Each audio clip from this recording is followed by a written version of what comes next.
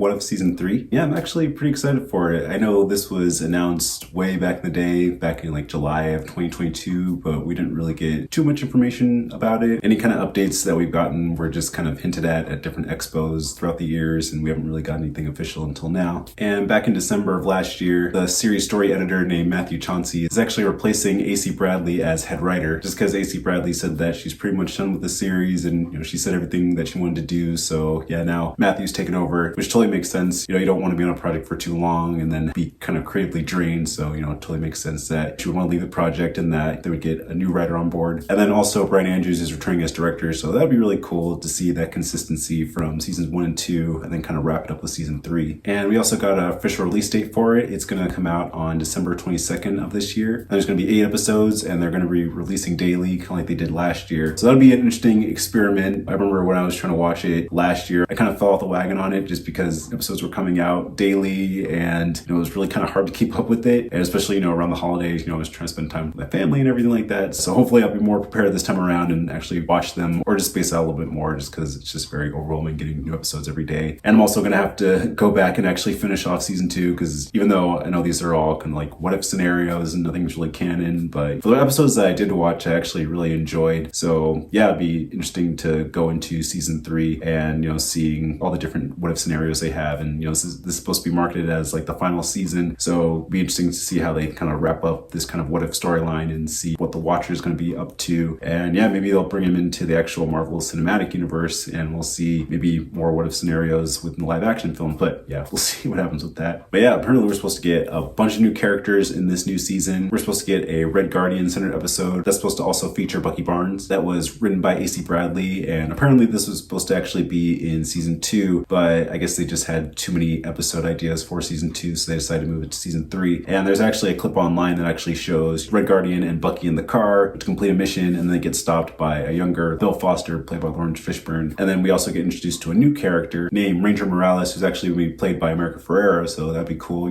hot off her Oscar nomination for Barbie, so it's cool to see her in What If, at least as a voice actress, because I know she was also voice actress in the How to Train Your Dragon trilogy, so that's really cool, hearing her voice again in a project like this. The clip actually looks really cool and, really sets the tone for these two characters and, kind of hints at their dynamic for Thunderbolts. But yeah, it looks really fun, looks really action-packed, and yeah, too bad that it wasn't in season 2, but I'm glad it's going to be in season 3. So yeah, it just gets me more excited for season 3, and yeah, I can't wait to see what happens with it. And then there's also supposed to be an anime-inspired episode where it's kind of like a Voltron-type episode with the Avengers in different parts of this giant machine. And apparently they're supposed to be battling some kind of Mega Hulk monsters, so I think that could be really fun, very Gundam and Voltron, these giant mech animes that are going against these giant monsters. And it's supposed to be called Go Avengers, Heroes of the Gamma War. Again, a very anime-inspired title, and it's supposed to feature Sam Wilson / Captain America, Black Widow, Red Guardian, Shang-Chi, Monica Rambeau, Moon Knight, Shuri, and Melina Vostokov. So again, seeing these characters who have really no interaction within the Marvel Cinematic Universe, finally interacting with each other and having this crazy anime-inspired mecha suit-wearing fight, which is really cool. So yeah, it's kind of one of those fun things about the What If series is that, it has all these what if scenarios, so all these characters that you will probably never see interact with each other. In the Marvel Cinematic Universe, you can finally see them in the What If universe. And yeah, it's really cool that they actually have the actors from the Marvel Cinematic Universe doing voices for the animated versions of the characters, just to have more of that connection and continuity. Yeah, it just makes it, seem more real, especially with the animation style. It has a kind of like photorealism to it, and it's not like super cartoony, so you can kind of see like, oh yeah, it does kind of look like the actual characters from the MCU in these scenarios. So yeah, I think that's a really cool aspect for sure. And we're also supposed to get an Agatha Harkness episode with a big musical number in it, so I think that could be really fun as well, especially with Catherine Hahn as Agatha in Agatha All Along performing the Witch's Road song. Obviously she has some singing chops, so to see her in an episode of What If where she actually gets to sing again, totally makes sense. And then, it's a what if story, so anything could happen, so I'm not really quite sure how the musical number is gonna actually come to fruition in the episode, but I mean, again, it's what if, so anything could happen. And then we're also supposed to be getting an episode with Shang-Chi in a Western, so I think that could be really interesting. And then other characters that are supposed to be included are White Vision, Riri Williams / Ironheart, Wanda Maximoff / Scarlet Witch, Wong, Nick Fury, Phil Coulson, and Giant Man. And I'm not sure what capacity they're supposed to be in it, but again, it's cool seeing these characters within these what if scenarios and, just seeing more of them, because a lot of these characters we haven't really seen too much in phases 4 and 5, so it's really cool to see them more in fruition in this season, and hopefully see them more in like central roles instead of just like either a cameo or like a supporting role or something. So yeah, definitely just gets me more excited for the season. And the executive producer of the season, Brad Winterbaum, also said this is supposed to be like a culmination of the What If trilogy, and that's supposed to be a very emotional experience, and that the Watcher's humanity is supposed to be explored more than ever in this season. So yeah, it gets me really excited. I know throughout the first couple seasons, the Watcher is supposed to be very, distant, just watching, and slowly but surely kind of wants to get more and more involved in the situations and try to prevent these things from happening, all these horrors from happening. So maybe like this will be the season where he finally like interferes, and maybe somehow he kind of breaks the reality of the What If universe, and maybe it kind of spills into the actual Marvel Cinematic Universe. So we'll see. And kind of like I was saying earlier, maybe we'll see the Watcher in some form of live action within the MCU, and yeah, maybe you see like Jeffrey Wright in like this giant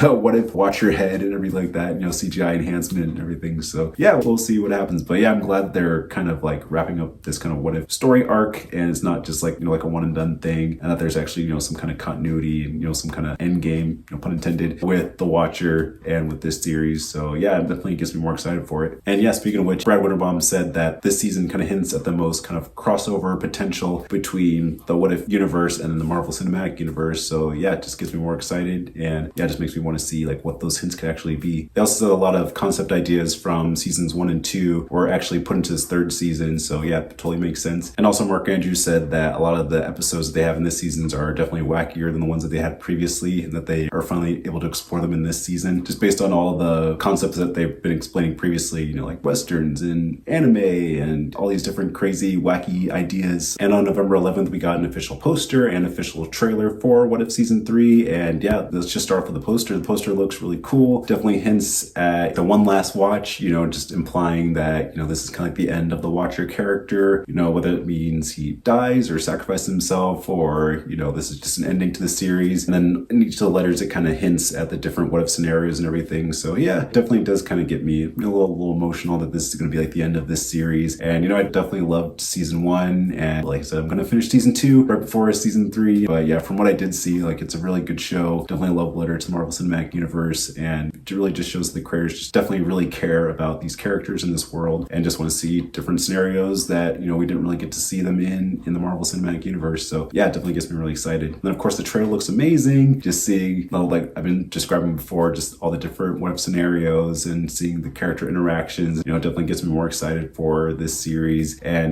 kind of see this kind of epic conclusion that they're planning on having. So yeah, definitely on board with this series, and yeah, definitely opening the door for the future of the MCU. And yeah, I'm just hoping that this is like a really good season, starts off really strong, and yeah, just kind of keep the momentum going as we continue Marvel Phase 5 and then into Phase 6. So yeah, I'm definitely really excited, and yeah, I can't wait to see what happens with it. We also got a brand new poster with all the episode titles, and for the most part, all the episode titles pretty much seem to describe all the ideas that were mentioned previously, except there's one called What If Howard the Duck Got Hitched, and I think it's really funny that they're really trying to push the Howard the Duck character within the Marvel Cinematic Universe, because I know the whole backstory with Howard the Duck is that, he was one of the first Marvel comic book characters that was adapted to the screen, and it was like a horrible reception, both critically and financially. But then, of course, James Gunn put Howard the Duck in the Guardians of the Galaxy movies and brought his character back in pop culture, so I think that'll be interesting having a whole episode dedicated to him. And another one that I find really interesting is what if the Emergence destroyed the world? Because that was one of the big questions in Eternals, is when Tiamat the Celestial is sort of rising out of the ocean and you think he's going to destroy the world, but of course the Eternals stop him, and then, the day is saved. But then the whole running joke within Marvel Phase 4 and 5 is that it doesn't get addressed anywhere, except for now it's finally going to be addressed in Captain America Brave New World. But it'd be interesting to see like what would happen if, the Eternals lost and Tiamat actually destroyed the world. So I'm actually pretty intrigued about that one. And the last two are actually pretty interesting. The first one is what if the Watcher disappeared? And that was something that I was kind of speculating since season 1, is like, what if they have a what if episode where, the Watcher wasn't there at all, and he wasn't there to intervene or anything, and,